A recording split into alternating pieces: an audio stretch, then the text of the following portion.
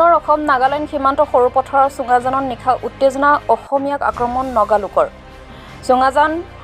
ফটোবস্তিত নগালোকৰ আক্ৰমণত বলি এজন অসমীয়া লোক এটা নগা দুৰ্বৃত্তৰ দলে আক্ৰমণ কৰে অসমীয়া যুৱকজনৰ ওপৰত কি কাৰণত লোকজনৰ ওপৰত নগালোকে আক্ৰমণ কৰিলে এতিয়া জানিব পৰা হোৱা নাই ঘটনাস্থলীত উপস্থিত হৈছে অসম নাগালেণ্ড সীমান্ত নিয়োজিত CRPF বাহিনী গুৰুতৰ আঘাতপ্ৰাপ্ত লোকজনৰ ইতিমধ্যে চিকিৎসালয়লৈ প্ৰেৰণ কৰা হৈছে প্ৰথম এই আক্ৰমণ নহয় ইয়াৰ পূৰ্বেও কিন্তু বহুত এনেকুৱা আচলতে এই খিলঞ্জীয়া লোকৰ ওপৰত নগা দুৰ্বৃত্তৰ অত্যাচাৰ কিন্তু দিনক দিনে বাঢ়ি গৈছে ঠিক তেনে এটা ঘটনা আজি ঠিক 6 মান বজাত সন্ধিয়া 6 মান বজাত অসম নাগালেণ্ড সীমান্তৱৰ্তী অঞ্চলৰ চুঙাজানত নাওঘাট আচলতে ফটোবস্তিৰ তিনিআলিত যি ধৰণে 2-3জনীয়া নগা দুৰ্বৃত্তই আহি অসমীয়া যুৱকক আচলতে যি ধৰণে পানে মৰা ধৰণে আচলতে মাৰপিট কৰি পেলাই আচলতে বোকাজান CCI হস্পিটেলৰ পৰ্যন্ত যুৱকজনক আচলতে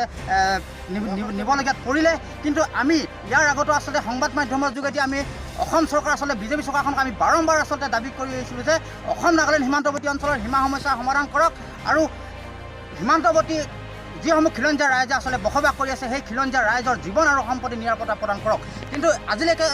অসম চৰকাৰ আচলতে বিজেপি চৰকাৰখনে কোনো এটা এই সীমা সমস্যাৰ ওপৰত আচলতে গুৰুত্বপূৰ্ণ ভূমিকা লোৱা কিন্তু আমি দেখা পোৱা নগ'ল কিন্তু আজি আমি আপোনালোকৰ সংবাদ মাধ্যমৰ যোগেদি লাচিত সেনা অসম কেন্দ্ৰীয় সমিতিৰ তৰফৰ পৰা আমি অসম চৰকাৰখনক আচলতে বিজেপি চৰকাৰখনক দাবী জনাইছোঁ যে শীঘ্ৰেই সীমান্তৱৰ্তী অঞ্চলৰ সীমা সমস্যা সমাধান কৰাৰ ক্ষেত্ৰত গুৰুত্বপূৰ্ণ ভূমিকা পালন কৰক আৰু লগতে সীমান্তৱৰ্তী অঞ্চলত যিসমূহ খিলঞ্জীয়া ৰাইজ ইয়াত বসবাস কৰি আছে এই খিলঞ্জীয়া ৰাইজৰ জীৱন আৰু সম্পত্তি নিৰাপত্তা প্ৰদান কৰক আৰু ইতিমধ্যে আপোনালোকে সংবাদ মাধ্যমৰ যোগেদি আমি ধনশিৰি মহকুমা প্ৰশাসনক আমি এটা কথা আমি আহ্বান জনাব বিচাৰিছোঁ বা দাবী উত্থাপন কৰিব বিচাৰিছোঁ যে আপোনালোকে আচলতে ধনশিৰি মহকুমাৰ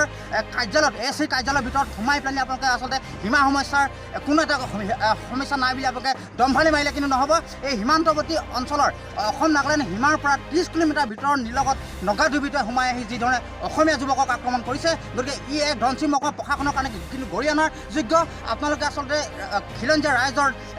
জীৱনৰ যিটো ভাবুকি আহি গৈছে